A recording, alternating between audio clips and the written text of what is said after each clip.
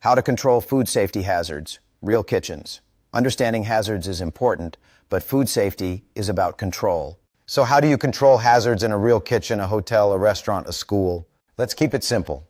Start with temperature control. This is your strongest tool against bacteria. Keep cold food cold. Keep hot food hot. Cook food properly. Cool food safely.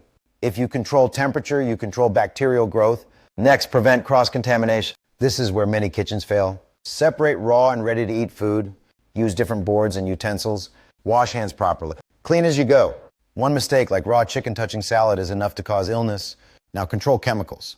Store chemicals away from food. Label everything clearly. Never mix chemicals with food containers. Train staff properly. And allergens? Know your ingredients. Avoid cross-contact. Communicate clearly with service staff. Control physical hazards. Check equipment regularly. Throw away damaged tools. Keep food covered. Follow good personal hygiene. No glass, no metal, no foreign objects in food. So what does this mean? Food safety is not complicated systems.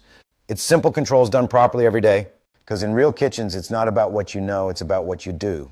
If you control temperature, cross-contamination, chemicals, and physical risks, you control food safety. Next, we bring it all together with hazard analysis and critical control points made simple.